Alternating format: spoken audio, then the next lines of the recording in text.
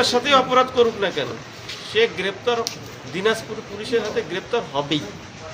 ঠিক আছে, এই জন্য অপরাধীদের আপনার মিডিয়ার মাধ্যমে বলুন অপরাধীদের অপরাধ বন্ধ করতে, যারা মাদক বিক্রি করে, যারা ছিনতাই করে, ঠিক আছে, এই যে ছিনতাইয়ের পরিকল্পনা করতেছিল, পরিকল্পনার আগেই আমরা তাকে গ্রেপ্তার করছি। এ 20টা মামলার আসামি, এর নামে 20টা মামলা আছে। 7বার পুলিশের হাতে ইতিপূর্বে গ্রেপ্তার হয়েছে। 5 জায়গায় সে মারামারি করছে, ছিনতাইয়ের সাথে জড়িত। সে ছিনতাইয়ের মানে মূল ছিনতাইকারী এই দুর্দর্শ ছিনতাইকারী ওই মুসা। ঠিক আছে, তো আপনাদের মাধ্যমে দিনাজপুরবাসীকে বলতে চাই যে কোনো অপরাধ হলে আমাদের কাছে যেন জানায়, অবহিত করে। 1, 2 হচ্ছে অপরাধীদের অপরাধ বন্ধ করুক, যেন অপরাধ করলেই কিন্তু আমাদের হাতে গ্রেপ্তার হবে, এটা নিশ্চিত থাকুক যে অপরাধ করলে গ্রেপ্তার হবেই। স্যার একটা প্রশ্ন ছিল স্যার, সেটা হলো যে যেহেতু আসন্ন ঈদ আসছে, হ্যাঁ, ঈদ উপলক্ষে ওরা এই চিন্তায়ের পরিকল্পনা করতেছিল। আপনি ঠিকই ধরেছেন।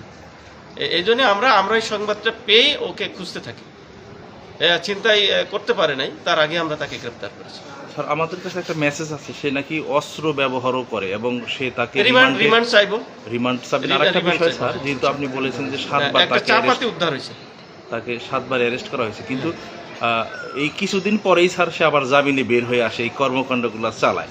সেই ক্ষেত্রে স্যার আপনারা এই আমরা যতগুলো ধারা আছে, ঠিক আছে, আপনি চিন্তা করেন যে 20টা মামলার আসামি আবার ধরলাম, এখন আবার জামিন পেয়ে এসে যদি আবার এসে একই কাজ করে, আমাদের কি করা আছে?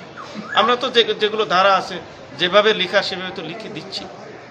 ঠিক আছে, তো আশা করি, আমার মনে হয় এবার সে জামিন পাবে না, সহসায় সে জামিন পাবে না আমার বিশ্বাস। ঠিক আছে, আপনারা তো দেখলেন যে 20টা মামলার আসামি 7বার পুলিশের হাতে গ্রেপ্তার হয়েছে, এইবার তার 8ম হইল, এর ওয়ারেন্ট আছে। তো ইনি যদি জামিন পেয়ে যায় তাহলে অপরাধ বন্ধ হবে কিভাবে? আর অপরাধীরা বারবার জামিন পেয়ে গেলে, সহজে জামিন পেয়ে গেলে, স্বল্প সময়ের মধ্যে জামিন পেয়ে গেলে, তখন অপরাধ করতে তারা সাহস পায়। যে পুলিশের কাছে, পুলিশ তো 24 ঘন্টার ভিতরেই আদালতে দিয়ে দিলে তো এখন যদি আমি জামিন পেয়ে যাই তাহলে আমি ফ্রি। ঠিক আছে, তখন সে পরবর্তী স্টেপ নেই। তো এগুলো আরেকটা প্রশ্ন স্যার, সেটা হচ্ছে মুসার কিন্তু আরো বেশ কিছু সাঙ্গপাঙ্গ রয়েছে, এবং এদের বিষয়গুলোকে যেহেতু আপনারা কি ধরনের অ্যাকশনে যাবেন বা না, ওই যে ওর রিমান্ডে আনবো, কে সাঙ্গপাঙ্গ আছে। ঠিক আছে, আর ইতিপূর্বে কিন্তু সাঙ্গপাঙ্গ গ্রেপ্তার হয়েছে। রুবেল তো গ্রেপ্তার আছে, ভিতরে আছে, তাই না? আরো অনেকেই গ্রেপ্তার আছে, ভিতরে আছে। ঠিক আছে, বাকিগুলোরও স্যার আমরা একদম টার্গেটের কাছাকাছি আছি, ইনশাআল্লাহ কিছুদিনের মধ্যেই এটা। ঠিক আছে, ঠিক আছে ভাই।